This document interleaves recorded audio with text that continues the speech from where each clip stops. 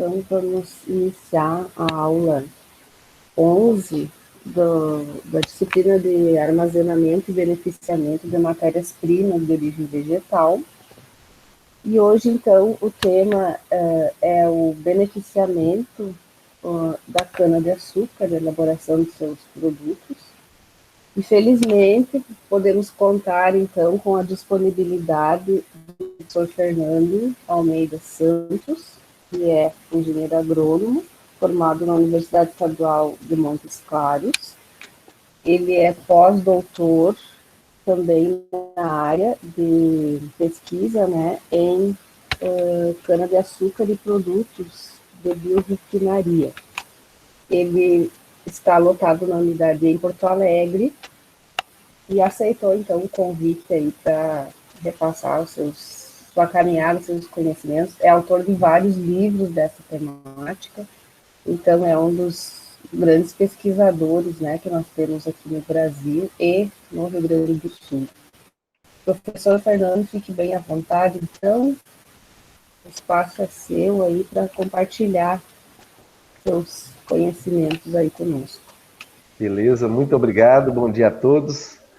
Bom dia, professora Fernanda, obrigado pelo convite. Eu já ouvi falar muito na senhora, quando eu estive aí na unidade com o Robson, com a Dani, com a Divanilde, com o Eduardo, pessoas que eu tenho um elevado apreço e respeito, e que, de certa forma, a gente acaba tendo uma interação de pesquisa até hoje, eu tenho um carinho muito grande pela unidade de Três Passos, porque acho que, se não me falha a memória, foi a primeira unidade que me deu a oportunidade de trabalhar fora da minha unidade aqui em Porto Alegre.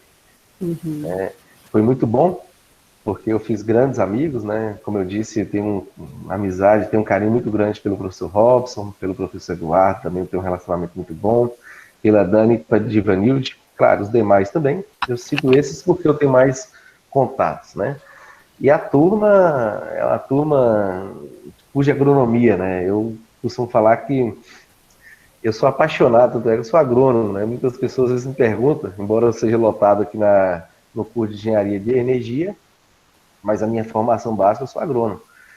E eu faço questão de ministrar essas aulas no curso de agronomia justamente para fazer com que o agrônomo não pense daquela forma tão tradicional, que eu fico brincando, uma aração, duas gradagens, Hoje o sistema de ensino mudou bastante e o agrônomo tem que acompanhar isso. Então, aquele agrônomo do século passado, no meu entendimento, hoje ele não tem mais mercado de trabalho para ele. Eu acho que ele tem que se qualificar, ele tem que ter outras habilidades, outros conhecimentos, justamente para ficar competitivo no mercado de trabalho. Então, o que eu vou passar para vocês aqui é um pouquinho da minha história, tá? Um pouquinho da minha experiência sobre essa cultura. E, mais uma vez, vocês fiquem à vontade para interromper. Eu não sei se algum aluno aqui já foi meu aluno, aí em Três Passos. Se não, mais uma vez, prazer, tá? Eu sou o Fernando Santos, pelo sotaque, acho que dá para perceber que eu não sou daqui, do Rio Grande do Sul. Eu sou de Minas Gerais. E, conforme a professora falou, eu sou engenheiro agrônomo, formado na Universidade Estadual de Montes Claros. E de Montes Claros eu fui para Viçosa. Eu acho que você já ouviu falar na UFV, Pelo menos eu imagino. E na UFV eu fiz o mestrado com a cultura da cana-de-açúcar, trabalhando com melhoramento genético na parte no departamento de fitotecnia. E nesse momento eu já trabalhava como consultoria. Então minha vida acadêmica sempre foi empresas e acadêmica, Eu sempre procurei interligar isso daí. Do mestrado eu fui fazer o doutorado em bioquímica agrícola, também trabalhando com a cultura da cana-de-açúcar, só que agora a questão mais residual do bagaço, da palha, a questão dos produtos e também a questão do metabolismo da parte bioquímica. Tá? Do doutorado eu tive a oportunidade de publicar alguns livros e eu fui para o departamento de engenharia florestal, também trabalhar com cana-de-açúcar, só que também com outras culturas, de uma forma mais especial o eucalipto, trabalhando com biorefinaria.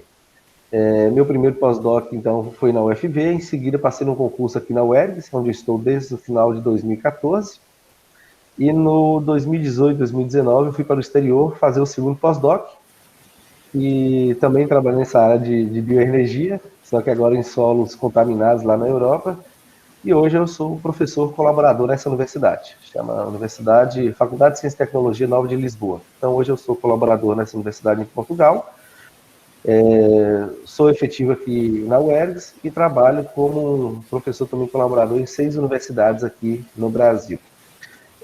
Temos alguns livros publicados nessa temática cana-de-açúcar e também na temática biorefinaria.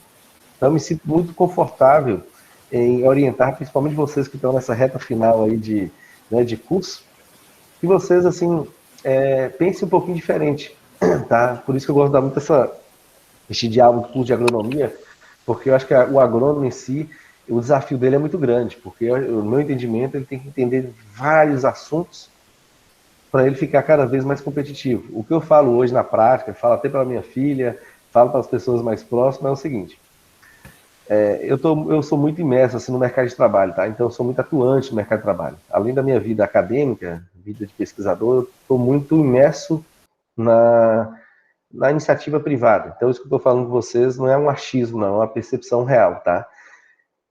Antes, poucos anos atrás, um profissional medíocre, um profissional mediano, ele ainda tinha condições de se destacar, ele ainda tinha condições de arrumar um emprego legal, etc. E tal. Hoje, pessoal, não é para vocês ficarem com medo, muito pelo contrário, é um incentivo essa minha fala, mas hoje esse profissional não tem tanto espaço, tá? E nós que somos da área da agronomia, a área da alimentação, temos que ter um conhecimento muito forte em várias áreas. Antigamente, você tinha que conhecer muito de pouco, né? Você tinha que ser muito específico. Hoje você tem que saber muito de muito, tá? Então eu tive até um professor japonês que falava isso, né? Tinha que conhecer muito de pouco. Hoje mudou essa mentalidade. Hoje você tem que conhecer muito de muito, pelo menos acima da média, tá? Então eu vou compartilhar com vocês aqui uma aula. Vocês fiquem à vontade para interromper a qualquer momento, mais uma vez. Eu vi que a Jennifer entrou aí. A Jennifer é minha amiga, ela veio aqui uma vez fazer um curso com o namorado, né? Não sei se é o namorado ainda, eu acho que sim, o namorido, né? Como que ele chama, gente? Isla. O Isla, isso, nossa, o Isla é gente boa demais, toma muita cachaça junto aí em Três Passos. Nossa, o Isla virou empreendedor, né? Volta e meia eu vejo as postagens dele, ele manda um agradecimento para mim, isso é fantástico. Está muito bem na empresa, né? Bem atuante. E até assim, Fernando, tem um aluno nosso que se formou ano passado, que está no mesmo departamento lá na Universidade de Viçosa, fazendo mestrado. A fitotecnia? Que legal! Foi para lá estudar. Ah, que show! Nossa, Viçosa, assim, ó, sou suspeito de falar, mas lá é muito legal mesmo, assim, né?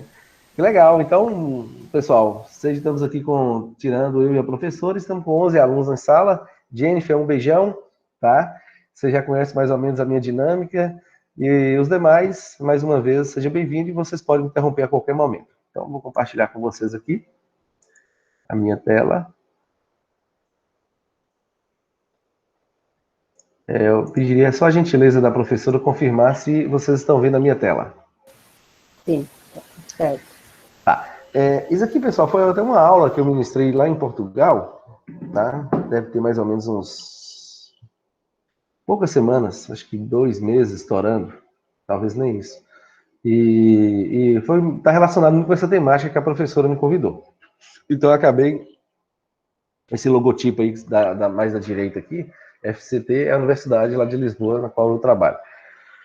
Então, essa questão da cana-de-açúcar, essa questão do transporte, essa questão de aproveitar, de colher a cana e transformar ou converter a cana em produtos diversos, é um assunto que a linha de raciocínio vocês podem aplicar para qualquer cultura. Tá? Ainda mais Três Passos, que é um ambiente, que é uma região muito agricultável, né? Onde o agronegócio prevalece bastante, assim, é bastante forte. Então, assim, a linha de raciocínio vocês podem aplicar para desde maracujá, a mamão, a grandes culturas como soja, como milho, tá? E assim como, evidentemente, como a cana-de-açúcar. Então, peguem a linha de raciocínio, tá? Lógico que, especificamente, o exemplo aqui vai ser dado sobre a cultura da cana-de-açúcar, mas a linha de raciocínio pode ser aplicada para qualquer cultura do mundo, em qualquer região do mundo, tá? Então, vamos lá. Quando eu recebi o convite da professora Fernanda, na verdade, o professor Robson tinha me mandado antes uma mensagem. Eu falei assim, teria o maior prazer. Como eu disse, eu tenho um carinho muito grande aí pela unidade de Três Passos, né? E quando a professora Fernanda entrou em contato, eu entendo que tem uma obrigação minha, moral, de tentar passar um pouquinho na minha experiência para vocês, tá? Porque pelo fato de eu ter essa formação mais agronômica, né? Essa formação mais específica, assim, e também o relacionamento que eu sempre tive aí na unidade, me faz com que eu tenha esse compromisso, mesmo que não diretamente, mas indiretamente aí com vocês. Então, um prazer estar aqui ministrando esse bate-papo, vamos chamar assim, com vocês. Vamos falar um pouquinho do nosso roteiro, né? Sobre a questão da biomassa, porque biomassa é muito bom a gente padronizar, deixar todos na mesma página, tá? Então, vamos falar um pouquinho sobre biomassa, justamente esse conceito aqui que vocês podem aplicar para qualquer cultura, ok? Depois vamos falar um pouquinho sobre a cultura da cana, processo de produção, etanol de primeira geração, as suas etapas, processo de segunda geração e também as suas etapas, tá? Então, o que é biomassa, né? Normalmente o agrônomo ele acaba focando, né? Até os programas de melhoramento genético, alguns anos atrás, o programa de melhoramento genético da Embrapa, né? A Embrapa é uma das principais instituições do mundo, né? Então, isso é simplesmente fantástico. Só que no século passado, nossa cabeça, dos pesquisadores, das pessoas que trabalhavam mais com pesquisa, estava muito voltada assim, para a questão de produtividade por hectare. Tá? Então, vamos aumentar a maior produtividade por hectare. Ou ter algum tipo de resistência horizontal, resistência vertical, com certeza vocês viram isso em genética, né? Sobre um determinado patógeno, uma determinada praga, um determinado micro-organismo, né? Para ter uma certa resistência que vai refletir, evidentemente, numa maior produtividade por hectare. Então, a mentalidade dos melhoristas, a mentalidade dos pesquisadores, até então, ficava restrita a aumentar a produtividade por hectare, né? Para ter um menor índice de fitossanidade no seu cultivo, para ter, evidentemente, refletindo uma maior rentabilidade, né? Só que com o tempo, esse conceito ele continuou, tá? Evidentemente, só que surgiram outros conceitos, tá? Com relação a essa questão do melhoramento genético. É isso que eu quero também passar para vocês aqui nesse momento aqui. E nisso surgiram o que a gente chama de biomassa. Isso ficou mais difundido alguns anos atrás, né? Biomassa, ou cultivo, ou agricultura, de uma certa forma está tudo relacionado. Às vezes a gente acaba associando também biomassa somente com vegetais, né? Mas biomassa, como vocês podem ver aqui, ele pode ser desde o eucalipto, a espiga de milho, aqui nós temos um bambu, a própria cana, um arroz, uma casca de acácia, e desse também um esterco ou um dejeto suíno, um dejeto equino, e até lixos que você tem na sua casa aí, né? Um lixo orgânico, urbano. Então, tudo isso a gente chama de biomassa. Então, a biomassa até então era entendido como uma parte mais agricultável, né? Mas a definição dela é mais ampla. Ou seja, biomassa ela pode ser definida em qualquer material, pessoal, desde que tenha um material orgânico de origem vegetal ou animal. Então, vocês estão na região aí que tem muitos suínos, né? Então, eu tive a oportunidade de conversar algumas vezes com a deputada Zilar, da região aí de Três Passos, e ela é uma apaixonada, né, pela questão da gaseificação, de aproveitamento desses dejetos suínos para aplicação em biorefinaria. Na verdade, ela nunca usou esse termo biorefinaria, né? Ela acaba usando um termo de processos termoquímicos, gaseificação, etc. e tal. Então, todos aqueles dejetos suínos, equinos, bovinos, todo esse dejeto, ou seja, toda a composição orgânica, é possível você extrair algum produto de valor agregado. Não simplesmente a parte da agricultura, como os resíduos, que a gente chama, tem dois resíduos, né? O resíduo agrícola, que é aquele resíduo que sobra após a colheita. Ou seja, eu colhi a cana, o que fica é o quê? A palha. Eu colhi a soja, o que fica? Eu colhi o arroz, o que fica no solo, a gente chama de resíduo vegetal. Quando a gente transporta esse material, quando leva a cana-de-açúcar, por exemplo, para a indústria e extrai o caldo, o resíduo gerado é o bagaço, a gente chama de resíduo industrial. Então, tanto esse resíduo agrícola ou vegetal que fica no solo após a colheita, quanto o resíduo industrial que fica na indústria, e quanto esse dejeto suíno, a gente chama também de biomassa. Tá? Por quê? É um material orgânico. Então, é possível agregar valor.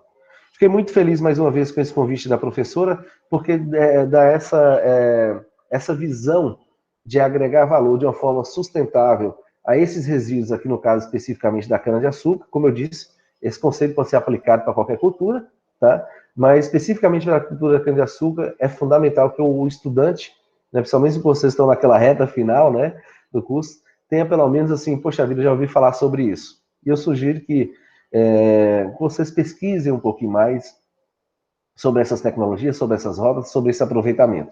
Porque aquela mentalidade do aproveitamento da biomassa, eu vou plantar arroz só para cultivar arroz, vou plantar soja só para colher a soja, vou plantar cana só para extrair o caldo, vou plantar banana só para colher o fruto in natura. Esse conceito não existe mais.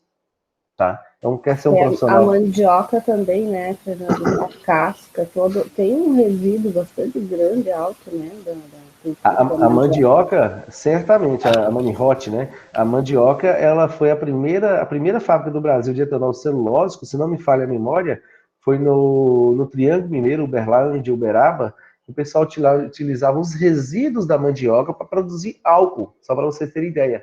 E o que a mandioca tem em comum com a cana? É isso que vamos falar também. Ou seja, as duas culturas são biomassas, o que elas têm em comum é o quê? O carboidrato. Embora a mandioca tenha muito amido, a cana tem muita celulose, mas a composição é a mesma. Você tem o que? Glicose. Tá? Então, nós como agrônomos, vocês que estão na reta final aí de curso, pessoal, priorizem isso. Infelizmente, poucas universidades ensinam esses conceitos, tá? Pouquíssimas mesmo. Mas a partir do momento que você entende, certamente você será um profissional diferenciado. Isso independente, para quem for um vendedor, para trabalhar na multinacional, né, para quem montar uma empresa, para quem é uma consultoria, você tem que ter essa visão de um todo, essa visão multidisciplinar. Se você realmente não tiver essa visão, dificilmente você vai destacar profissionalmente, tá? O que acontece? Antes de nós chegarmos propriamente na cultura da cana-de-açúcar, eu quero rememorar com vocês, né, conforme a professora falou, vocês estão naquela reta final, então acho que isso daqui vocês sabem de qual é salteado, né? Isso aqui deve estar bem fresco na cabecinha de vocês aí. Então você tem ali a biomassa, já definimos que é qualquer material orgânico, né, de origem vegetal ou animal, né? Trazendo agora um pouquinho para a parte vegetal dessa biomassa, né? O desenvolvimento, o ciclo fenológico, o desenvolvimento vegetal dessa biomassa, ela passa por algumas etapas, né? O que eu estou colocando aqui são 3 etapas. A primeira etapa é a etapa da embriogênese, que vocês sabem muito bem, quando você faz a semeadura ali da semente, quando você tem um processo de multiplicação celular, que você vai formar aquelas radículas, vai ter aquela formação do cotilédon, que vai ter aquela mudinha, vai crescendo até chegar no estágio 2, que eu estou chamando aqui de estágio vegetativo. É um estágio que requer alta atividade fotossintética. Então, tem alguns minerais que são necessários mais nessa área em detrimento de outras etapas, como, por exemplo, o nitrogênio. E é extremamente desejável, é extremamente importante nessa etapa de desenvolvimento vegetativo, justamente por ter um alto desempenho fotossintético, ou seja, a planta ela tem que fotossintetizar para quê? Aumentar a quantidade de volume de biomassa por hectare. Massa, né, que depois pode ser transformada em massa seca, etc. e tal. Então, essa etapa vegetativa ela é fundamental para você ter o seu produto final, no caso aqui a soja, no caso o milho, no caso o arroz, etc. e tal, mas também para você ter lá na frente, vocês vão entender, um volume de biomassa residual. Tá? Por que, professor, isso? Para você aproveitar esse resíduo e converter em N produto de valor agregado. Tá? E na terceira etapa, você tem a etapa reprodutiva, né? Que é aquela etapa que já é fundamental, ali você tem que tomar muito cuidado com vocês sabem, né? Questão de solos, pragas no solo, as principais ervas daninhas para não ter nenhum tipo de interferência, questão de vírus, questão de fitopatosidade, de uma forma geral, tá? Então, isso aqui é só para rememorar mesmo, para vocês lembrarem que todo esse conhecimento aqui, especificamente sobre a cultura da cana-de-açúcar, pode ser aplicado em diversas culturas. No entanto, você tem que entender que esse trajeto de desenvolvimento vegetal, cada etapa aqui, se você tem esse conhecimento da biorefinaria, você tem que mudar o seu manejo.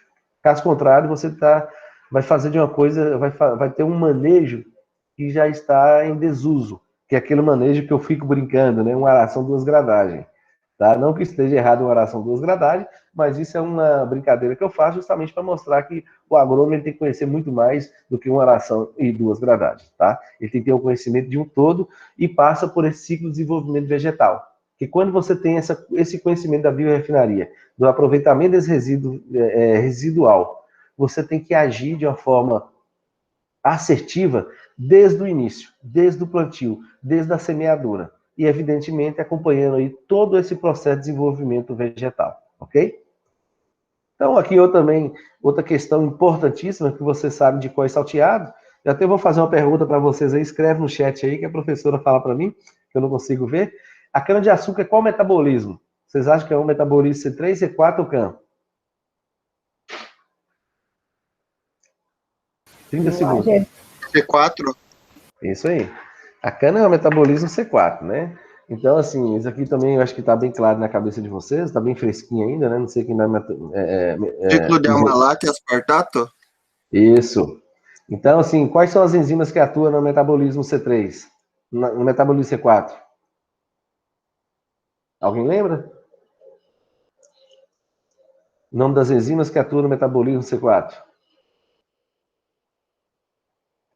Rubisco e pepcase, ou pepcarboxilase, né? A C3 você tem apenas uma enzima, né? Então, o que acontece? Muito bem, não sei quem está respondendo aí, mas é isso aí. Então, o que acontece? É muito importante você entender o metabolismo vegetal justamente para você ver as condições que a gente chama de condições edafoclimáticas propícias para o seu cultivo. O que são as condições edafoclimáticas? Né? Condições edafo, vem de solo, climática, evidentemente, vem de clima. Então, condições de clima e solo, para você associar com o desenvolvimento vegetativo ideal, você tem que levar em consideração o quê? O metabolismo da planta. Né? Hoje o clima está muito louco, né? Basicamente, aí, antigamente você cultivava ou você plantava uma cultura e você tinha certeza, ó, tal dia vai chover, o clima vai ser assim, o clima era mais homogêneo. Hoje o clima já não está tão assim, está muito louco. Às vezes no inverno está fazendo muito calor, o calor está fazendo muito frio. Isso tudo interfere na planta. Por quê? Por causa do metabolismo. Então é muito interessante nós conhecermos o metabolismo do vegetal e associar com as condições edafoclimáticas. E para a cana não é diferente.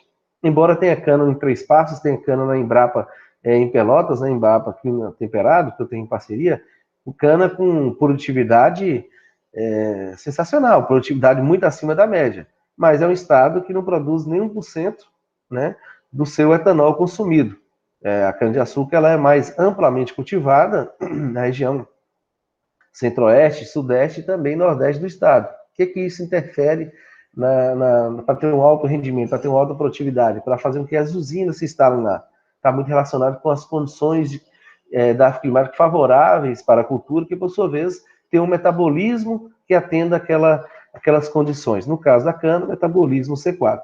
No entanto, através de melhoramento genético, é possível você fazer uma adaptação e uma adaptabilidade desse material genético, no caso a cana, para um determinado sítio, de clima, talvez um clima mais temperado, de um clima um pouquinho mais ameno com relação a outras regiões do país. Por isso que a cana se deu super bem aqui no Rio Grande do Sul, porque ela foi adaptada e estabilizada. Talvez vocês já escutaram esse termo também, com o professor que ministrou a genética básica, né? Pelo menos eu imagino.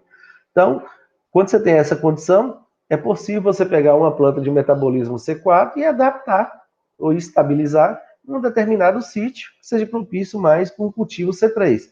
Lógico que isso vai demandar alguns anos, alguns programas de melhoramento genético, nós estamos falando de 10, 12, 15 anos, mas é possível sim você ter espécies adaptadas a um determinado sítio, a uma determinada região. Três Passos é uma região mesmo, que eu acho que a professora Divanilde, que trabalha com a cultura da cana-de-açúcar, temos variedades aí, claro, em escala experimental, né? Em escala de pesquisa mesmo. E o índice de produtividade é altíssimo, né? É elevado demais, assim. Entretanto, é possível você manejar isso de uma forma diferente. Por exemplo, às vezes você não focar apenas na produtividade por hectare, mas também focar numa cana-energia, para aproveitar aqueles resíduos que eu vim falando para vocês. Então é bem interessante você ter esse domínio dessa questão das condições da climática associada com o metabolismo vegetal e a questão da adaptabilidade e estabilidade, tá? Aí surgiu, pessoal, então, entrando agora, já que demos uma revisada ali na questão do metabolismo, a questão do desenvolvimento vegetativo, né? E principalmente a questão da definição da biomassa, vamos falar um pouquinho sobre a cultura da cana, né? A Chacharum spp. A cana é o seguinte, eu sou suspeito de falar, porque a cana, desde quando eu comecei a fazer agronomia, eu comecei a trabalhar com cultura, que meu pai é produtor rural, mas quando eu fui aprofundando meus estudos, eu apaixonei pela cultura. Apaixonei pelo simples fato de você aproveitar tudo da cana, né?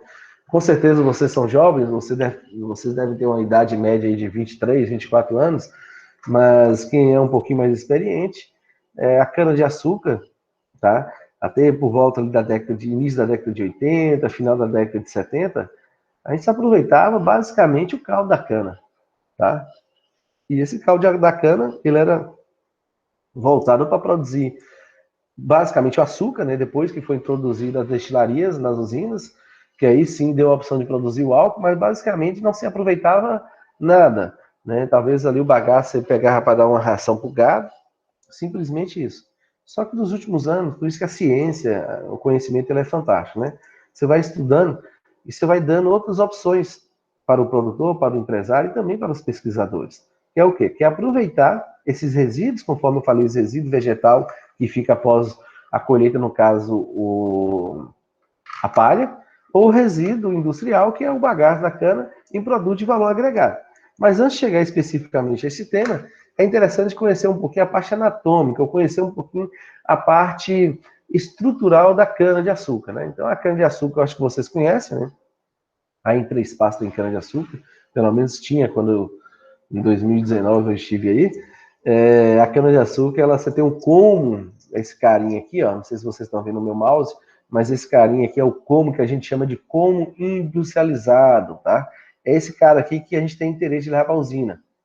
E, evidentemente, você tem aqui as folhas verdes, né, que fica mais na região apical da cana, e você tem os ponteiros. Essa parte que normalmente não vai para a usina, não, tá? Porque tem muito amido, tem muitos compostos fenólicos, e isso escurece o caldo, que a gente chama de precursor de caldo. Porque tem muitas antocianinas, compostos fenólicos, que são metabólicos secundários, que reagem com os açúcares redutores, tá? Você tem aqui as folhas secas, tá? Também não é interessante. Essas folhas secas, normalmente, elas ficam no campo. Algum tempo atrás, alguns anos atrás, a cultura da cana-de-açúcar ela é colhida através do fogo. Não colhida através do fogo, desculpa. Colocavam-se fogo na cultura da cana-de-açúcar, no canavial, para facilitar a colheita, né? Por isso que a cana-de-açúcar ainda tem gente que fala mal, mas em algum momento teve motivo para falar mal, por isso chamavam os boias frias, né? As pessoas colhiam a cana-de-açúcar numa situação muito, muito complicada, assim, tá? Mas isso, felizmente, praticamente não existe mais, com exceção de regiões de topografia muito acidentada, mas praticamente não existe mais. Hoje a colheita da cana-de-açúcar, toda ela é quase que mecanizada, tá? Então gera-se uma quantidade muito grande de resíduo no solo. Eu vou passar um pouquinho agora para vocês. Né? Isso aqui é o seguinte, quando você pega esse como industrializado, tá, e leva para a indústria, você tem basicamente isso daqui. Ó. Você tem a cana lá 100% e a cana é dividida de duas formas. Anota isso daí na cabecinha de vocês. Você tem a fibra, que a gente chama de sólidos insolúveis, a fibra vegetal, e você tem o caldo.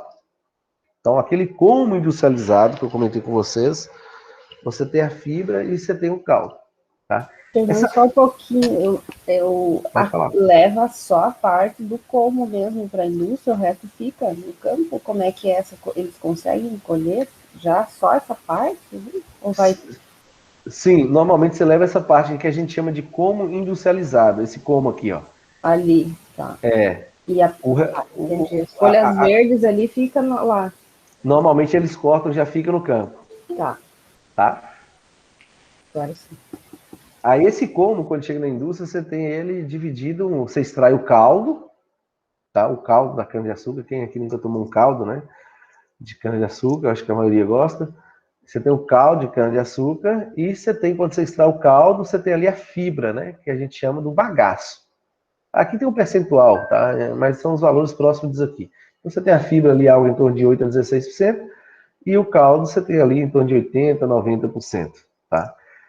Até então, essa fibra aqui você não fazia nada, esse bagaço. Ou você levava para dar para o gado, enfim, acaba sendo um resíduo mesmo, né? Mas o interessante é que você pegava esse caldo e você ia transformar, converter esse caldo ou no etanol, que a gente chama de etanol de primeira geração, ou no açúcar. Aí vai depender do comércio, vai depender mas o açúcar é uma commodity, né? Então vai depender de questões financeiras, questão de mercado, tá? Às vezes a unidade produtora ela só consegue fabricar o açúcar, então evidentemente ela só vai fabricar açúcar. Às vezes a unidade ela tem a usina que fabrica açúcar, mas também tem uma destilaria para produzir o álcool. Então vai depender basicamente do mercado. Então, propriamente sobre o caldo, o que é o caldo? O caldo você tem o BRICS, você sabe o que é o BRICS, né? O teor de sólidos solutos totais. Nós estamos falando aí de entre 18% a 25% desse BRICS, tá? Do caldo. E o restante é água, tá? Ou seja, é a umidade. Dentro desse BRICS, você tem os materiais que não são açúcares, em torno de 1 a 2,5%, e você tem os açúcares. Os não açúcares, o que são esses não açúcares, professor? São materiais orgânicos e inorgânicos, tá? E os açúcares, que é o que a usina tem interesse, né, que a gente chama de carboidrato, você tem ali a sacarose, glicose e a frutose. Então, para transformar isso em açúcar, para transformar em etanol, é necessário ter esses açúcares aqui, tá? E, mais uma vez, esse carinha aqui da esquerda, essa fibra, ela ficava um pouco desprezada, isso há alguns anos atrás. Ou dava para alimentação animal, ou era utilizado de uma forma menos nobre. Alguma usina ainda queimava isso para gerar energia. Eu quero passar um pouquinho adiante para vocês. Então, assim, pessoal, vocês querem trabalhar com cana-de-açúcar, tá? É uma cultura que está crescendo cada vez mais, é uma cultura que está aqui no Brasil desde a época da colonização, né? Desde 1500 e alguma coisa. Então, assim, é uma cultura que vale muito a pena, tá? Vocês estudarem. Normalmente as usinas contratam muito bem, pagam muito bem, obrigado, para os agrônomos, tá? Mas isso que eu estou passando para vocês aqui, vocês podem aplicar para qualquer uma das biomassas. Soja, milho, cana, trigo, enfim, qualquer biomassa, ok? Então, no meu entendimento, na prática, vocês têm que saber. É isso aqui, ó. Você tem que analisar as condições da climática, para associar com o metabolismo vegetal, para associar, por sua vez, com o ciclo fenológico e também com a questão nutricional. Ah, professor, mas é de praxe. Isso daí eu estudei no meu curso de agronomia. Mas espera lá. Você estudou visando aumentar a produtividade por hectare. Tá? Normalmente é assim que a gente pensa, né? Somente hoje a grade curricular do curso de agronomia acaba levando os estudantes a pensar dessa forma. Vamos ter um canavial que sadia, um canavial bacana para ter a maior produtividade por hectare, sei lá, 150, 100 toneladas por hectare. Isso é ótimo. Mas você também tem que levar em consideração que você pode aproveitar muito mais do que o caldo. Tá? É isso que eu quero passar para vocês. Então, vou dar um exemplo super rápido, até porque a palestra aqui não, né, ela tem restrição de tempo, e eu não quero me aprofundar muito antes de passar todo o conteúdo. Nós podemos marcar um outro momento para explicar para vocês. Por exemplo, vocês têm lá, qual a função do nitrogênio?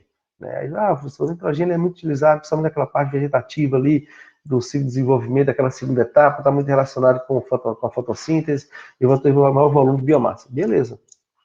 Mas assim como o nitrogênio, que é um macronutriente, você pode ter outros nutrientes que fazem parte da biossíntese da lignina, ou da celulose ou da hemicelulose, tá? Que são características que vai te dar um valor agregado altíssimo, seja para produzir um biocombustível de segunda geração, que a gente chama de etanol de segunda geração, seja para você transformar isso em bioenergia, ou cogeração de energia, ou para transformar isso em bioprodutos, ou seja, diferentes produtos obtidos a partir do caldo de cana-de-açúcar, ou da palha ou do bagaço da cana-de-açúcar, tá? Então, essa parte nutricional, já estou te falando de primeira mão não, né? Eu estou dando uma dica para você, assim, não vejam mais a parte nutricional como simplesmente, não vejam nutriente ou um composto inorgânico apenas a parte nutricional. Enxerguem a partir de hoje também como parte estrutural. Anotem, tá? Pedi até ao professor Fernando fazer essa questão de prova. Então, peguem isso daí, não enxerguem mais os compostos inorgânicos, macro e micronutrientes, tá? Como simplesmente aspectos nutricionais da planta. Isso pode ser aplicado para qualquer cultura, tá? Soja, milho, girassol, cana, arroz, cevada, qualquer cultura. Mas veja também, a palavra é também, como parte estrutural. ok? Então, isso aqui é uma dica valiosíssima para você. Certamente, se você participar de uma entrevista de emprego e tocar nesse assunto, a chance da vaga ficar contigo vai ser bem maior. Que é um trabalho que foi desenvolvido até por nós, lá em Viçosa, esse exemplo é bem interessante, porque às vezes a gente pensa muito naquele viés de aumentar a produtividade por hectare, né? Mas esquece de analisar a qualidade da sua matéria-prima. Que a cana, assim como outras culturas, ela pode ser matéria-prima para outros produtos de maior valor agregado. Então a cana, você tem ali, eu vou aumentar, o lance é só aumentar a produtividade por hectare. No entanto, se você não tomar cuidado com a qualidade, o que acontece? Algum tempo atrás, se não me falha a memória, foi na década de final da década de 90, nos anos 2000, se não me falha a memória, eles aumentaram muito a variedade RB 92579, se não me falha a memória. É uma variedade que tem um ganho de produtividade muito alto, algo em torno de 40%. Isso aqui vai ter capa de um jornal. No entanto, tinha um probleminha, ou seja, o caldo é escuro. Se caldo é escuro, para a produção do etanol até não tem muito problema não, mas para a produção do açúcar é um gargalo muito grande, porque você tem que clarificar esse caldo. Por que eu estou colocando esse slide aqui para você? Para você entender que o lance não é só aumentar a produtividade por hectare. Tá? Além daquela questão residual que eu falei anteriormente, tem essa questão também da qualidade do caldo. Por isso que nós, como agrônomos, temos que entender isso. Ok? Então, assim, uma cana tida como fantástica, mas esse fantástico aqui está muito associado com aumento da produtividade. No entanto, tem um problema, ou seja, o caldo é escuro. Né? Então, aqui, eu não sei quem aí já teve a oportunidade de entrar na usina de cana-de-açúcar. Vou apresentar na prática aqui para vocês, como que, na prática, assim, né? Vou tentar ilustrar para vocês aqui como funciona. Mais ou menos aqui, ó. Você tem ali, a divisão é mais ou menos essa. Você tem aqui a cana-de-açúcar, ela vai passar pelo processo de moagem, o processo de filtração que é justamente para equilibrar o pH, a questão dos patógenos, né? A questão de evitar algum processo de perca, você vai ter que aquecer esse caldo, e aqui ainda aquela etapa que eu comentei com vocês, que pode ficar muito caro, né? Encarecer o processo, principalmente do açúcar, que é o processo de clarificador. Ou seja, aqui, se o caldo estiver muito escuro, você tem que clarificar esse caldo. O resíduo, a gente chama de torta de filtro, tá? Que volta para o canavial, e depois você vai... O que é um açúcar, né? Você vai simplesmente purificando o caldo da cana para produzir o açúcar. Feito isso, tá? E a outra etapa, então, até aqui era que as pessoas faziam, né? Quando a cana chegou aqui no Brasil, produziu açúcar, só que o governo, principalmente com a crise do petróleo, o governo incentivou que as usinas também anexasse o quê? Uma destilaria. A própria usina. Então, vou anexar aqui uma destilaria. E essa destilaria nada mais é o quê? Um processo de fermentação, que eu acho que vocês sabem muito bem qual a principal levedura que faz esse processo de fermentação do caldo, que é a Saccharomyces, né? Então, esse processo de fermentação, em seguida vem a destilação, e você tem álcool, você tem dois álcools, né? O álcool anidro e o álcool hidratado. Qual a diferença entre eles? O próprio nome já fala, a questão de água, né?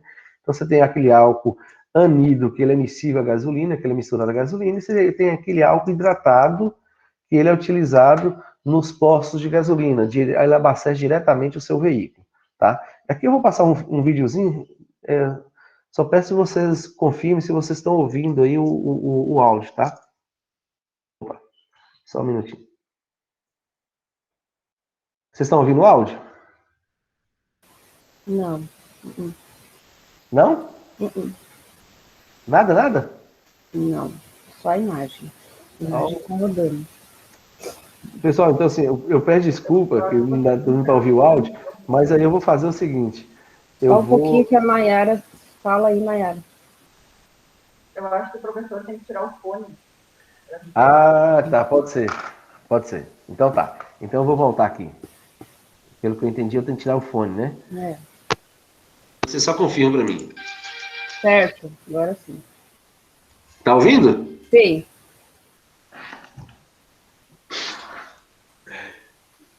Tem que tirar. Não, parou, Fernando. Não tá ouvindo, não. Oi? Não entendi. Quando você tirou o fone e colocou a primeira vez, começou a gente ouvia. Daí agora não tá ouvindo. Mas continua sem fone aqui. Eu vou tentar aumentar o volume aqui. Pode ser.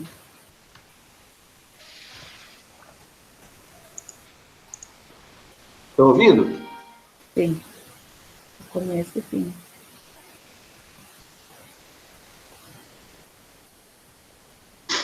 Não tá ouvindo mais. Oi? Ele... Oi? Alguém falou alguma coisa? Eu falei, não tá indo, não. Tá. Eu vou passar mais um minutinho aqui, se não tiver, você fala, que aí eu vou ilustrando para vocês. Eu vou falando. Tá.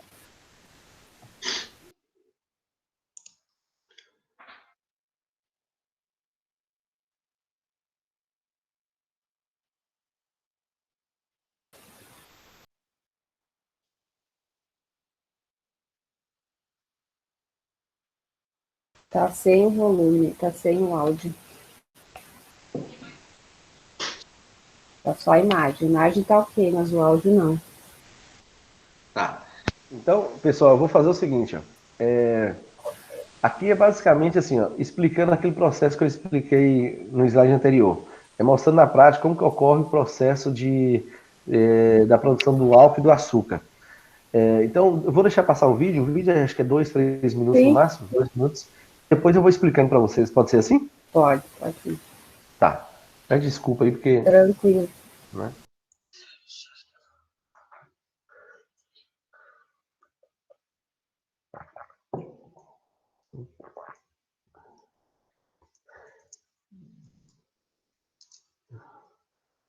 Aí tá tirando uma amostra da cana. Para ver a qualidade da cana.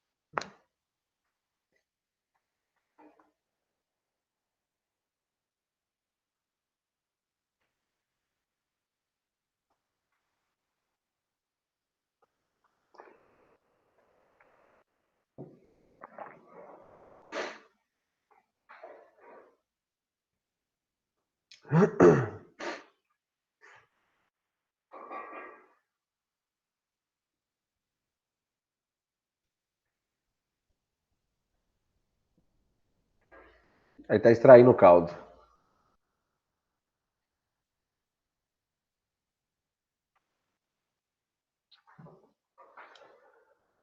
Eu vou atrasar.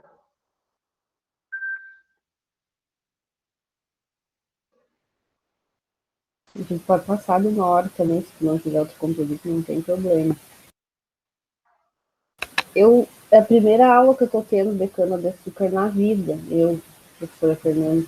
Oi, como é que é? Eu digo, a primeira aula da minha vida de cana-de-açúcar está sendo hoje. Ah, é? Ah, que legal. Então já entrou na usina. Que ótimo. Já está terminando aqui. Eu acho que eu vou só atrasar uns minutinhos, mas não vai atrasar muito não, tá? Estou olhando o relógio aqui, mas vai ser bem interessante para vocês.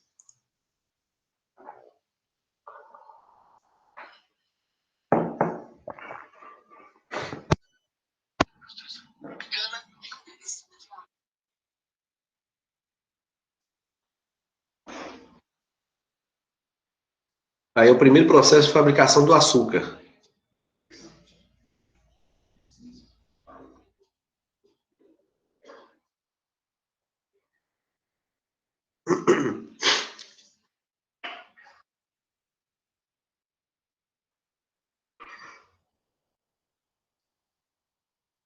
Uma pena não ter dado áudio, mas aí eu vou ver se eu consigo encaminhar o link para vocês. Aí o bagaço da cana já está separado do caldo. O que eles utilizam? O que é utilizado para clarificar o caldo? Qual é o clarificador? Deixa eu só abaixar aqui. Como é que é, professor? Repete, por favor. Qual é o clarificador para deixar o açúcar branquinho, refinado? O que eles utilizam Olha, de substância? eles utilizam, vai até falar aqui, né? Infelizmente vocês não estão ouvindo. Eles utilizam vários processos, né? O que acontece? A cana-de-açúcar, o açúcar e mesmo o açúcar que a gente chama açúcar cristal, que normalmente a gente acaba utilizando ali no cafezinho e tal, é um processo que você pega o caldo de cana-de-açúcar, você vai tirando toda aquela umidade, você vai ficando só com a sacarose. Uhum. Nessa sacarose, com certeza vocês já ouviram falar, né? De açúcar mascavo, que é um açúcar um pouquinho mais escuro. Esse açúcar mascavo, que às vezes as pessoas também confundem, né? É um açúcar mais saudável, vamos dizer assim, do que um açúcar cristal. Olha, pode até ser, mas depende do ponto de vista. Porque o açúcar mascavo, por exemplo, embora não tenha tanto aditivo químico para um processo de branqueamento, vamos dizer assim, da sacarose, o processo de cristalização da sacarose, ainda sobra alguns resíduos. E esses resíduos, com o tempo, podem prejudicar. Então, no processo de clarificação do caldo, justamente nessa etapa que está mostrando aqui agora, eles podem usar, normalmente as usinas utilizam, por exemplo, pode fazer técnica como ozônio, tá? Que quando você faz esse processo de limpeza, de clarificação, o resíduo que sobra, que é muito comum também dar para o gado, antigamente o pessoal dava muito para o gado. Hoje o pessoal aplica muito no próprio canavial, que chama torta de filtro, que é um processo residual rico principalmente em potássio. Então ele acaba sendo um fertilizante residual do processo de extração desse caldo. Tá? O processo do açúcar ele é bem simples. Assim, extrai o caldo e você vai tirar toda a umidade. Seu objetivo é ter a sacarose, cristalizar a sacarose, beleza. Aí vai depender do mercado, se eu vou ter um açúcar mais escuro, se um açúcar um pouquinho mais branco, etc e tal. Só que para o etanol, o processo muda um pouquinho, porque antes de transformar a sacarose, né, que é meu objetivo final ali do açúcar, eu acabo, antes dessa etapa, levando esse caldo de cana para colocar em que a gente chama de dorna de fermentação. O que são essas dornas de fermentação? Onde você encontra ali várias leveduras, né? Aquela levedura que tem no pãozinho, que faz o nosso pãozinho, chama Saccharomyces cerevisiae. Aí, o processo aqui está mostrando a comercialização do açúcar. Então, essas leveduras, nessas dornas de fermentação, elas vão fermentar esse caldo e agora vai produzir o etanol de primeira geração. Então, esse caldo, nessas dornas de fermentação, através dessas leveduras, o que as leveduras fazem, né? Ela metaboliza esses carboidratos, esse açúcar, no caso a sacarose, tá? Em álcool. Então a conversão é mais ou menos 50%, mais ou menos, tá?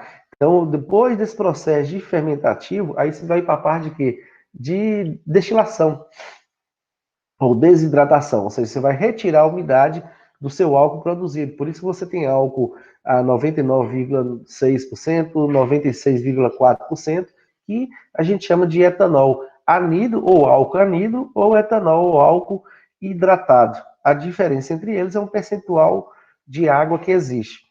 Esse álcool anidro, que tem uma quantidade maior de etanol, é muito mais concentrado, ele é misturado à gasolina. Tá? Por isso, quando você vou abastecer com gasolina, de certa forma, você também está abastecendo com álcool. E aquele etanol combustível ou álcool combustível que você abastece diretamente num posto de gasolina, por exemplo, você vai lá no centro de 3 passos aí do seu carro for flex, você, dependendo do preço, você vai colocar o álcool, né? Quando você olhar na bomba, assim, vai estar escrito lá, álcool hidratado. Ou seja, ele tem uma maior quantidade de água em sua composição. Algo em torno aí de álcool, algo em torno de 96,4% mais ou menos. Então, esse aqui é o processo tradicional que ocorre na produção do açúcar e do etanol de primeira geração. Agora que vem a segunda etapa, que eu gostaria de falar com vocês, que eu já peço desculpa à professora Fernanda, eu não gosto muito de passar do horário, mas eu vou pedir ali mais não sei se eu tenho mais uns 10 minutinhos, professora. Sim, pode ficar à vontade. 1 hora, assim, contigo, é o teu tempo, né? Ah, tá. Tranquilo, podemos ir até mais tempo. É bem importante. Eu estou aprendendo muito aqui, né? Vou perguntar mais um monte de coisa. Não, pode perguntar sim. Aí agora que entra a etapa bacana, assim, a etapa que eu considero que vocês, né, nós, professores, e os alunos tenham consciência que é o seguinte: isso aqui é o que ocorre, o que ocorria até então, exclusivamente esse modelo, que é a produção do álcool de primeira geração e produção de açúcar. Eu vou passar aqui, que a Liana já passou, tá? Então é o seguinte, o que acontece? Agora, por meio da pesquisa, por meio da investigação, por meio das empresas, das universidades, as pessoas foram aprofundando o conhecimento e descobriram que tem um valor agregado altíssimo nos resíduos. Aqueles 2 resíduos que eu comentei no início do nosso bate-papo aqui, que é o resíduo vegetal, que é principalmente a palha, né, aquele que fica no solo após a colheita, no campo, e aquele resíduo industrial, que é, no caso aqui, o bagaço, tá? Então, assim, vamos lá, recapitulando. Isso aqui é em valores médios, tá, pessoal? Então, em média, eu tenho 85 toneladas por hectare. Brasil hoje deve ser algo em torno de 75, deve ser algo em torno de 75 toneladas por hectare, tá? Aí, em 3 passos, já havia até próximo de 200 toneladas por hectare. Mas, claro, em condições experimentais, né? Condições extremamente reduzidas, etc. e tal. Mas a média brasileira, vamos colocar aqui em torno de 85 toneladas por hectare. De como industrializado, ou seja, aquele como que vai para a indústria, tá? Então você tem ali aquela cana, hoje em dia a cana é basicamente colhida toda ela mecanizada, né? Então sobra uma quantidade muito grande de resíduo.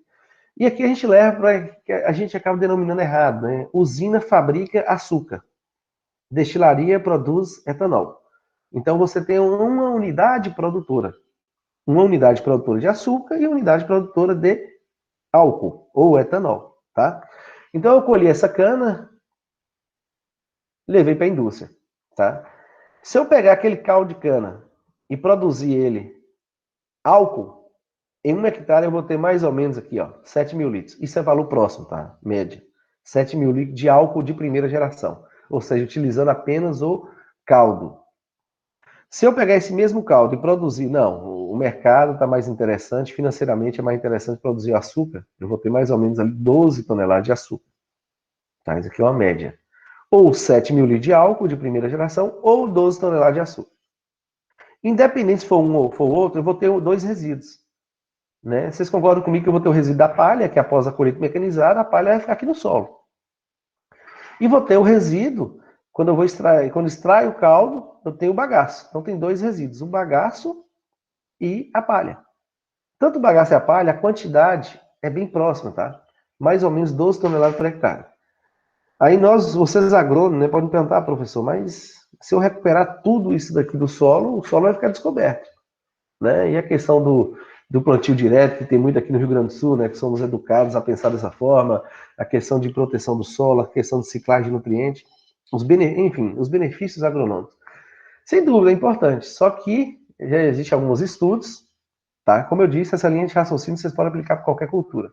Existem alguns estudos que vocês podem recuperar parte desse material aqui, que está no solo, para levar para a indústria. O exemplo que eu dou nas minhas palestras é o seguinte: imagina você, a professora Fernanda, né?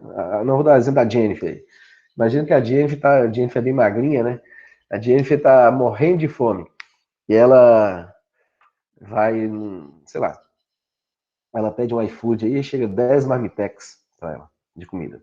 E ela está morrendo de fome, e tem 10 marmitex na frente dela. Eu acho que a Jennifer não daria conta de comer os 10, né? Pelo menos eu acho. Então ela engana bem, né, Jennifer? Então o que eu vejo assim? A Jennifer come, vamos extrapolar. A Jennifer vai comer 3 marmitex. Ela dá conta de comer 3 marmitex. Mesmo assim, sobrou quanto? 7 marmitex. Esses 7 marmitex, se você não comer, se você não der para alguém, ele vai se perdendo, né? Então a cana com o solo, a relação é mais ou menos essa. Então a quantidade de matéria orgânica que tem aqui, às vezes, é maior do que a demanda do solo. Isso aqui é uma informação fantástica para vocês, tá? Aí você tem que levar em consideração a questão da propriedade físico-química do solo, a questão de N características do solo, etc, etc, etc. A mensagem que eu quero passar para vocês é o seguinte: é possível recuperar parte desse material e levar para a indústria. O volume total é algo em torno de 12 toneladas, tá? Mas é possível você recuperar parte desse material aqui e levar para a indústria. Não todo. Por que não todo? Porque você também tem que pensar no benefício do solo, tá? O bagaço você pode recuperar ele como todo. E qual é a vantagem do bagaço? Você não tem o custo do frete, da logística, porque o bagaço já está na indústria, tá? Então você tem duas matérias-primas aqui disponíveis. E essas matérias-primas que eu quero discutir agora com vocês. Olha para vocês verem, isso aqui foi um trabalho que eu publiquei em 2013 no meu livro Bioenergia e Biorefinaria, tá? E ele fala o seguinte, ó. Por isso que vocês como agrônomos, vocês vão sair no mercado de trabalho, apliquem esse conceito para qualquer cultura. Ah, professor, eu vou trabalhar com milho. Faça esse cálculo. Ah, professor, eu vou trabalhar com soja. Faça esse cálculo. Ah, professor, eu vou trabalhar com qualquer cultura, pessoal. Tá? Aqui é cana-de-açúcar, né? Então, assim, ó, você tem lá a palha, o bagaço e o caldo. Eu coloquei aqui entre aspas o açúcar, né? Que o caldo você tem ali, como eu disse, a umidade, no caso a água e os açúcares, né? Então, eu dividi em três partes a cana-de-açúcar: palha, bagaço e o caldo. O conteúdo máximo, ou seja, o peso entre eles, tá? A palha, mais ou menos 140 quilos por tonelada, 140 quilos por tonelada, tá? Por hectare, tá? O bagaço 135 e o caldo 150. Olha o percentual aqui do lado. É basicamente um terço, um terço, um terço. Quanto eu levo, extrapolo isso aí para o conteúdo energético, ou seja, o potencial energético desses componentes, olha só, em megajoule. Eu tenho a palha 2.500, o bagaço 2.400 e o caldo 2.500. Ou seja, em percentuais, um terço, um terço, um terço. Então, quando você olha para isso aqui, voltando um pouquinho, vocês concordam comigo que alguns anos atrás a gente só aproveitava que um terço do potencial da cana, que era o caldo. Os dois terços aqui, ó, a gente não aproveitava, ou era aproveitar de uma forma menos nobre, né? Então, essa informação, ela já ia te dar, assim, como diz no Rio Grande do Sul, né? Cair os butiados do bolso, né? Eu acho que é mais ou menos assim o ditado que vocês falam aqui. Então, essa é uma informação fabulosa, fantástica. Então, se você aproveita só o caldo, você está deixando de aproveitar 2/3 do potencial máximo e energético. Então, às vezes, você está trabalhando com soja, com milho, com outra cultura, que às vezes você não está aproveitando todo o potencial, tá? Então, hoje em dia, o pessoal já entende o quê? Vamos aproveitar tudo de uma forma sustentável, né? Porque aí vem o conceito da biorefinaria, tá? Por que isso, professor? Mas como que eu faço para aproveitar esse bagaço e essa palha? É relativamente simples, porque a composição delas é bem próxima, tá? A composição é basicamente assim, ó. Eu tenho na minha composição, tanto da fibra do bagaço, quanto da fibra da palha, eu tenho celulose, hemicelulose e lignina. O que são isso? Vamos lá. Celulose, carboidrato.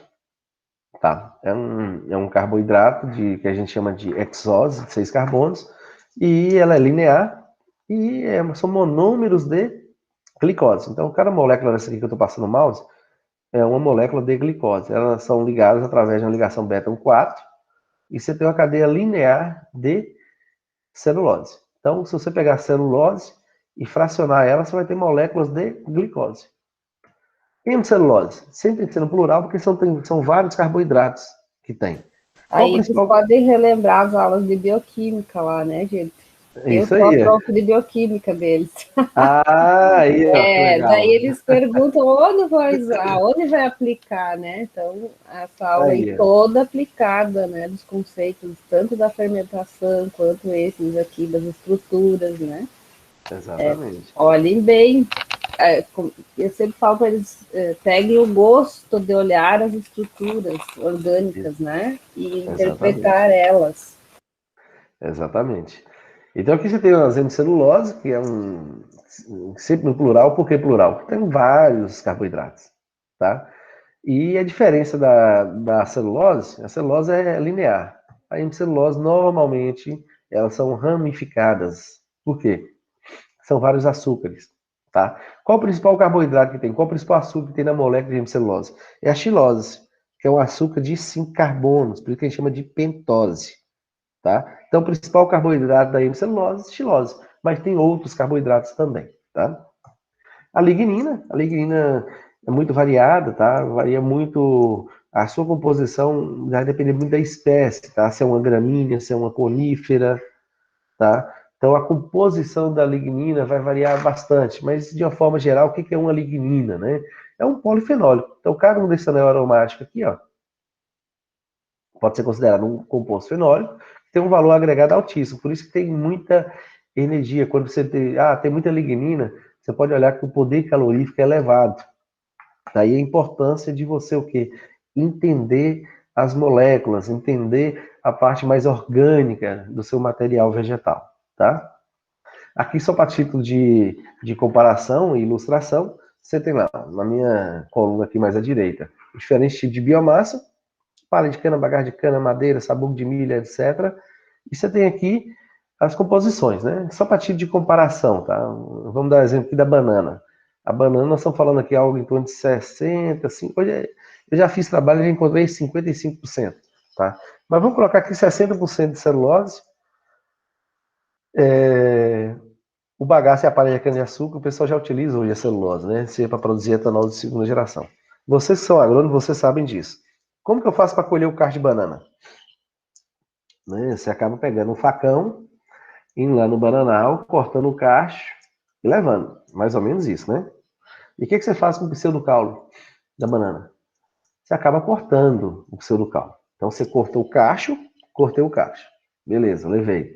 Depois você vem e corta aquela estrutura ali, né? Que tem as folhas, que tem aquele pseudocaule. Porque aquela planta deu aquele cacho.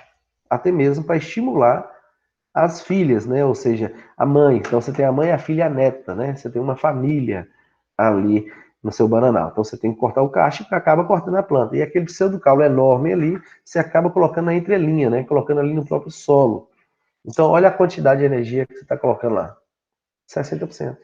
Maior do que a cana, maior que uma madeira, maior do que o sabugo de milho. Olha a palha de trigo, aqui no sul tem muito trigo.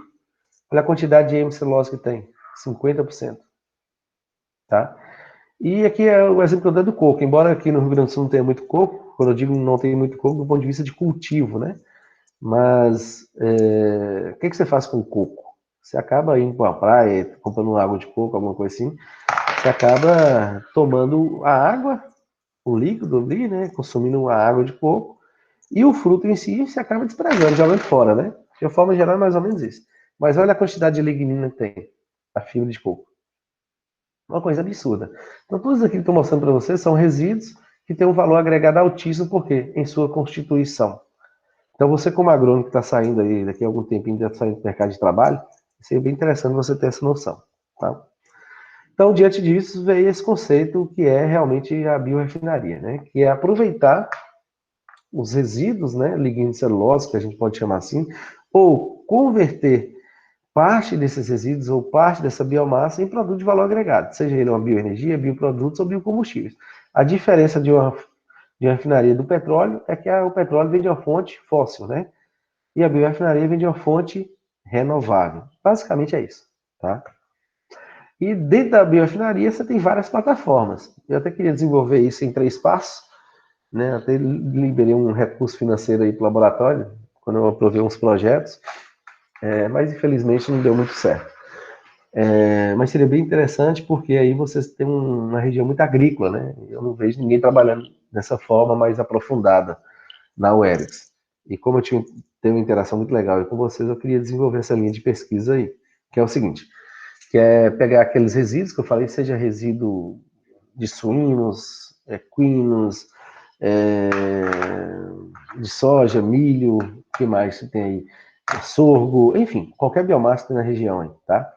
Aplicando a técnica da biorefinaria, você vai chegar nessas plataformas aqui, ó, que a gente chama de plataforma química, bioquímica, termoquímica. Por exemplo, tudo que envolve calor, queima, tá? Você está ali no processo termoquímico. Por exemplo, pirólise, gaseificação, combustão. Tudo que envolve micro-organismos, você está aqui na plataforma química. Fermentação, hidrólise enzimática, tá? E tudo que envolve formação, rompimento químico, envolve as reações químicas, tá? Então, tudo que você for ler em artigo científico ou em algum livro, ou fala assim, aproveitamento de biomassa, aproveitamento, eu vou fazer uma gaseificação, cara, vai estar aqui dentro.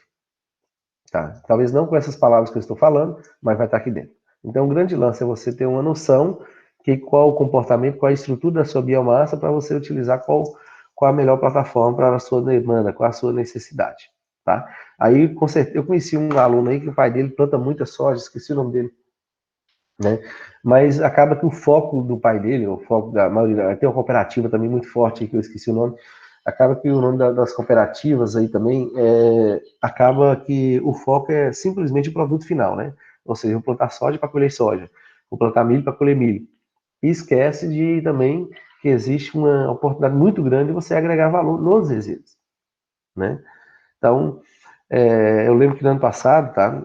O estado do Rio Grande do Sul deu uma estiagem muito grande. Nós tivemos um prejuízo muito grande no primeiro trimestre do ano passado aqui no estado. Quando você leva em consideração apenas o produto final, ok, realmente você pode ter tido um prejuízo, ou seja, não choveu na época certa, ou choveu demais, você pode ter um prejuízo naquele seu objetivo primário, ou principal. Mas do ponto de vista da biomassa, às vezes você não tem prejuízo, né? Então, a cooperativa tão forte como a de Três Passos aí, às vezes pode ter uma alteração climática aí, que pode comprometer os cultivos aí dos produtores, e eles terem um prejuízo naquele produto final de interesse. Por exemplo, eu quero plantar soja para colher soja. Então, a colheita da soja em si, a formação do grão ali em si, foi prejudicada, mas a biomassa não. Então, se você tem esse conhecimento, você acaba amenizando esse tipo de prejuízo, tá? E nós, como técnicos, temos que ter essa consciência. Aqui, só para mostrar para vocês, um exemplo super rápido. Mais uma vez, peço desculpa aí a professora, que já estou me extrapolando aí com o tempo. A questão da celulose, é possível você produzir vários produtos a partir da celulose, a hemicelulose também vários produtos, a lignina vários produtos a partir da lignina. E aqui, normalmente, eu trabalho muito esse quadro na sala de aula, tá? Que é você entender as diferentes fontes de biomassa e agregar valor. Tá? Eu quero produzir etanol, qual é a rota? Quero produzir calor, quero produzir carvão, quero produzir energia, quero produzir biogás, biodiesel. Então, cada uma aqui vai ter uma rota, a gente acaba trabalhando com mais detalhes, tá? Então, já estou entrando aqui na reta final do nosso bate-papo. Mais uma vez, peço desculpa aí pela demora. Você tem ali a cana-de-açúcar, como eu disse, você tem ali o como, nesse como você tem o bagaço e o caldo, e é possível, pessoal, você produzir uma infinidade de produtos de valor agregado. O álcool, o etanol de primeira geração, ou o açúcar, aquele que nós vimos ali no vídeo, é apenas a entrada, tá? Então, da mesma forma, você foi contratado amanhã para trabalhar numa empresa de milho, você vai ver o grãozinho de milho ali, aquilo ali é um produto que é possível produzir. Por exemplo, nos Estados Unidos, o etanol dos Estados Unidos vem de onde? Vem do milho, né? Então, assim, abram mais a cabeça para essas possibilidades. E isso, mais uma vez, pode ser aplicado para qualquer cultura, tá? Então, aqui só para exemplificar para vocês. O que acontece? Hoje em dia nós já temos o programa de melhoramento genético. Lembra que eu comentei com vocês lá no início que o programa de melhoramento genético era muito voltado para aumentar a produtividade por hectare? Também continua. A palavra é também, tá? Não é excludente. Agora nós temos o programa de melhoramento genético voltado para a parte energética também. Então nós temos variedade de cana para energia. Assim, daqui a pouco vocês vão ver também arroz para energia, milho para energia. Tá? Além de ter a parte alimentícia, mas também tem uma preocupação com a questão de melhorar a quantidade de resíduos, melhorar a composição físico-química e energética desses resíduos, tá? Justamente para ter esse aproveitamento sustentável da sua biomassa. Então, hoje, o problema de melhoramento da cana-de-açúcar, ela já tem cana para energia, que aqui é um exemplo, né, para etanol de segunda geração. Nós temos basicamente três etapas para produzir etanol de segunda geração. Que a primeira etapa é o pré-tratamento, que visa desestruturar hemicelulose e lignina, separar. Depois eu entro com a hidrólise enzimática. Você tem outros tipos de hidrólise, mas a mais efetiva, a mais utilizada é a hidrólise enzimática. Tá? Qual é a função dessa hidrólise enzimática? É hidrolisar o quê? A molécula de celulose em monômeros de glicose para fermentar. Fermentou, o processo é o mesmo. Aí eu vou chegar no etanol. Isso aqui a gente chama de etanol de segunda geração. Tá? Então, só reforçando aquilo que foi dito, então, qual a função do pré-tratamento? É justamente desestruturar a fibra vegetal e separar celulose de celulose e lignina. Aqui tem alguns exemplos. Qual a função da hidrólise enzimática? Como eu disse, é hidrolisar, ou clivar, ou quebrar, né, a molécula de celulose em monômeros de glicose, porque as leveduras, elas fermentam a glicose e não a celulose. Por isso que é interessante você o quê? Clivar, tá? Você faz isso através das enzimas. E mostrando alguns exemplos. E uma vez que você clivou, você tem aqui a glicose, você pode hidrolisar, fermentar. Tem duas formas de você tem algumas formas, né? Estou colocando duas aqui apenas, para você fermentar. Você pode fazer uma fermentação separada, ou seja, você tem a celulose, você faz a hidrólise para separar da glicose e você vai fermentar. Ou você pode fazer simultânea, SSF. Ou seja, você já coloca as leveduras e também as enzimas juntas aqui na celulose, que de acordo que as enzimas vão hidrolisando a celulose, as leveduras vão metabolizando aquela glicose em álcool. Então você pode fazer pela via separada ou concomitante, ou seja, simultânea, tá? Aqui algumas informações. E aqui é para ilustrar. Mais uma vez, esse desenho aqui, ó, você pode colocar na sua cabeça. Pode ser trigo, pode ser cana, pode ser mamão, pode ser aveia, pode ser qualquer cultura, tá? Então você tem a fibra vegetal, o que vai mudar é o percentual, tá, pessoal? O percentual de celulose, o percentual de lignina, o percentual de hemicelulose. Você faz um pré-tratamento para o objetivo, que é o nosso objetivo dentro da nossa segunda geração, o objetivo é a celulose, né? Então você pega a celulose, depois você entra com a hidrólise enzimática, vou ter a glicose, vou fermentar e vou ter o etanol. Isso aqui é um cálculo teórico, tá? É um cálculo teórico. Isso aqui, se fosse a professora Fernanda, pediria em prova. É um cálculo teórico. Então, você tem lá, para cada 1 tonelada de bagaço, aqui eu coloquei o número próximo, né? 40% de celulose. Então, você pode imaginar assim, para cada 1 tonelada de bagaço de uva, para cada 1 tonelada de soja, para cada 1 tonelada de quê? O que tem em 3 passos? Milho. Enfim, para cada 1 tonelada de qualquer cultura aqui, você tem que ver a quantidade de celulose que tem. Aí, a conta é simples, tá? Depois que você tem a celulose, você vai entrar com a hidrólise. O rendimento de hidrólise é o quê? É 1,11 grama por grama. Então, quando você pega esse valor e multiplica, 40% da celulose vezes 1,11, você tem 444 quilos de glicose, porque eu hidrolisei a celulose. Hidrolisei a celulose, vou ter a glicose. Depois aqui eu entro com o quê? Com a fermentação. O rendimento de fermentação é o quê? 0,51. Então, eu vou pegar esse valor, multiplicar, eu vou ter 226,4 gramas de etanol. Só que o etanol é líquido, né? E aqui está em quilo. Então, eu tenho que fazer o quê? Dividir pela densidade. Qual é a densidade do álcool? 0,79. Dividindo 226,4 quilos de etanol pela densidade de 0,79, eu tenho 284 litros de etanol por tonelada de bagaço de cana. Vocês lembram que eu comentei que a quantidade de bagaço e de palha é bem próxima, em torno de 12 toneladas por hectare? Então você pega 287, multiplica por 12, eu vou ter mais ou menos 3.500 litros de bagaço, levando em consideração que a palha tem os mesmos os números, mais 3.500 da palha, mais os 7.000 litros aproximados, que eu falei também nos slides anteriores, do caldo. Então eu consigo, teoricamente, lembrando, teoricamente, dobrar minha produção de etanol, aproveitando o bagaço e a palha, sem aumentar a área de cultivo. Tá? Isso teoricamente. Na prática muda, até porque você tem que levar em consideração solo, outros fatores. Mas eu quero que vocês peguem a linha de raciocínio. E vocês podem aplicar esse cálculo aqui para qualquer cultura. Tá?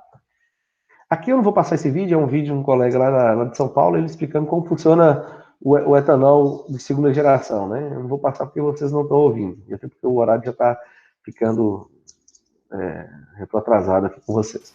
Você tem aqui passa os links, Fernando, que eu coloco lá no Moodle e aí eles assistem, né? No horário depois. Pode me passar por lá, que eu coloco lá dentro. Beleza. Então você tem aqui a cana-de-açúcar, conforme eu falei, a colheita mecanizada, você tem ali, colheu o como, vou levar para a indústria. Levou para a indústria, eu tenho ali o caldo. Esse caldo eu posso produzir ou açúcar ou etanol. Isso aqui vocês viram, tá? Só que eu também tenho o quê? Tem o bagaço e a palha, que eu posso produzir mais 7.000 litros. Então, teoricamente, mais uma vez, eu consigo dobrar a minha produção de etanol, tá? Utilizando os resíduos. Essa técnica, esse conceito e essa linha de raciocínio vocês podem aplicar, estou ficando repetitivo, justamente para vocês fixarem na cabeça de vocês aí. Para vocês aplicarem para qualquer cultura, qualquer biomassa, tá? Os principais desafios que tem hoje. Primeiro que assim, pessoal, como eu disse, você tem que saber muito de muito. Não adianta saber muito de uma coisa muito específica, tá? Não adianta, às vezes, ter um PhD que eu vou estudar a vírgula de uma coisa muito específica. No meu entendimento, isso é pessoal, tá? Estou falando. Eu não iria por essa via mais, não. Tá? Hoje você tem que saber muito de muito. Então, quais são os desafios para esse conceito aqui? Aqui, basicamente, os professores não falam isso. Por que os professores não falam? Porque muitas das vezes também os professores não sabem disso. Tá?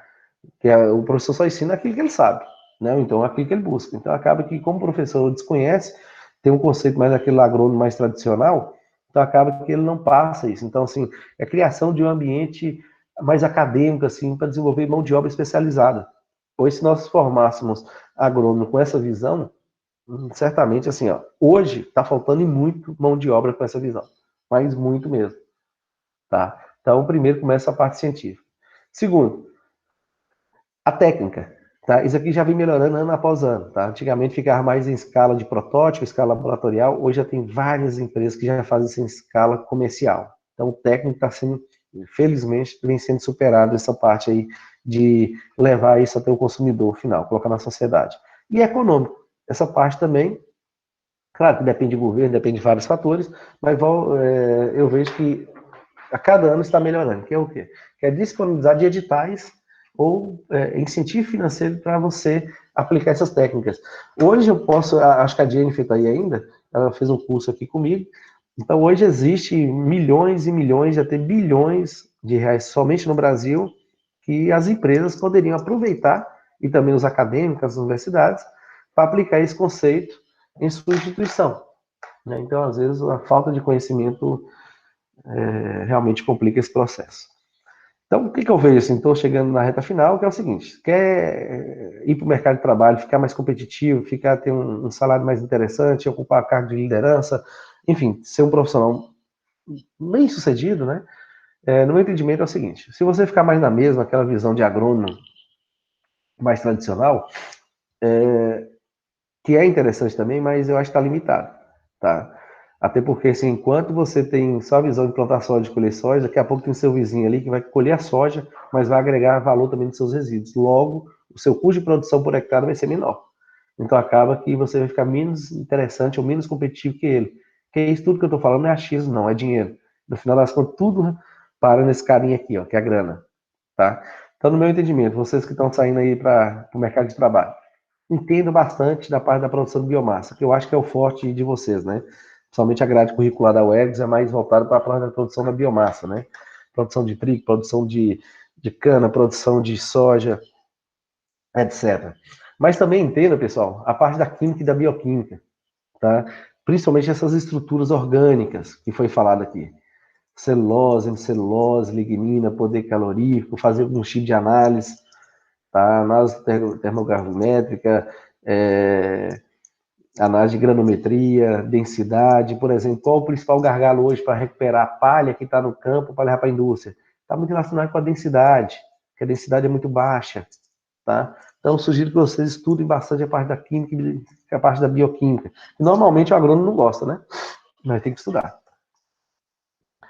Parte de processos industriais. Para você saber dimensionar os reatores, é muito interessante você entender, por exemplo, a granometria do seu material. Então, você foi contratado por uma grande companhia que faz o beneficiamento da soja. Você pode anexar, você pode mudar o layout ou sugerir equipamentos novos para aproveitar também a parte residual, tá? Então, é bem interessante também ter esse conhecimento industrial. E, por fim, você ter um perfil inovador de gestão, né? Se você realmente não tiver esse perfil aí, eu acho que você vai ficar muito limitado, assim. Mais uma vez, esse último slide aqui ele é bem pessoal mesmo, assim, é bem de opinião, tá? Não é informativo, ele é de opinião, ok? Então, me despeço aqui desejando vocês aí um ótimo final de curso. Espero que vocês tenham gostado desse bate-papo. Estou à disposição. Como eu disse no início do nosso bate-papo, tenho um carinho muito grande pela unidade de 3 passos. Caso você necessite de alguma informação mais aprofundada, caso a professora queira um dia discutir especificamente um assunto, que aqui foi mais um bate-papo geral, então acaba que o tempo é curto, né? A gente tem que dar uma pincelada geral. Mas estou totalmente à disposição aí da unidade, de uma forma muito especial para os alunos. Muito obrigado. Muito obrigada, Fernando. Nossa, muito... Como falei antes, minha primeira aula aí de cana, açúcar, muito interessante, assim, que acaba esse que fala, né, de saber saber muito de pouco, na minha formação, que é na área química de alimentos e tecnologia, a gente foi formada nesse sentido, né? Estudar muito aquela uma parte específica.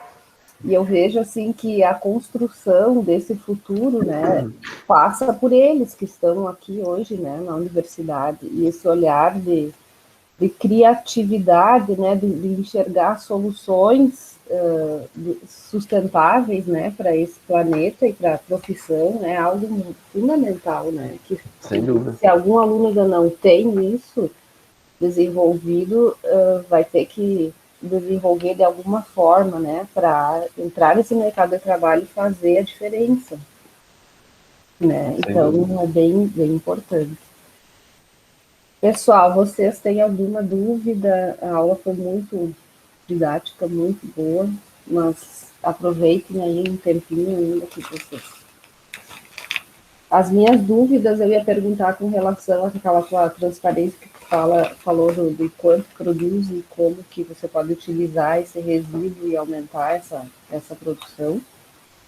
E eu peguei aqui, Fernando, um açúcar, né, 1 quilo de açúcar, e como ingrediente ele vem escrito sacarose, né? Então não tem resíduo do processo de clarificação, né? Porque senão teria que ter aqui na embalagem se ficou algum resíduo químico, né, no processo de clarificação da cana. Então é seguro consumir o açúcar, ele só tem a sacarose mesmo ali. É muito boa a sua colocação, professora. Na verdade, eu acho que foi a primeira vez que alguém me olhou a embalagem e me fez uma pergunta assim. Por isso que a gente tem que tomar muito cuidado com o paciente, açúcar mascavo. É mais saudável, não sei o quê. Depende. Vai devagar. Tá? Não estou falando que não seja. Mas, por exemplo, a senhora acabou de dar uma resposta muito informativa, né? Ou seja, está no rótulo. Então, ninguém está inventando nada, né? Não é um achismo. Então, o que é um açúcar? Na verdade, é um processo de purificação da sacarose. Então, você está ingerindo aí exatamente a sacarose. Só que é uma sacarose o quê? Cristalizada. E quando você leva para um açúcar um pouquinho mais escuro, ele tem alguns resíduos. Agora, se você pegar um pacotinho lá do açúcar mascavo, você vai ver. Além da sacarose, etc., também tem outros componentes que podem ser benéficos, mas também, com o tempo, né, ingerindo de uma certa quantidade, etc., pode ser maléficos. Isso a gente ouve muito falar assim no colóquio, né, comum aí. Não consome o açúcar cristal, né, o açúcar refinado, porque ele tem resíduo químico, tem química, né, tem essa cultura de rejeitar, né. Claro que o açúcar por si só em excesso a gente vai ter outros problemas, né, de saúde, de metabólicos. Mas isso não é verdade, né, então a gente precisa esclarecer essas coisas, né, e orientar as pessoas que né, os achismos e as conversas aí não são verdadeiras, né. Perfeito. Mas então tá, professor. Ninguém então tá. tem dúvida, isso aí. Eu acho que, como eles estão com a câmera fechada, eu acho que eles estão debaixo do edredom tomando mate, né? Eu acho que estão ainda mesmo. Não acordaram ainda. Mas muito bom, assim, eu agradeço muito aí a tua disposição aí, e a aula. Eu que agradeço, estou à disposição, e os alunos aí desejo aí sucesso nessa reta final do curso aí. Então, contem comigo, tá? E mais uma vez, professor, obrigado aí pelo convite. Tá bem. Um abraço, então. Abraço. Tchau. Tchau, tchau.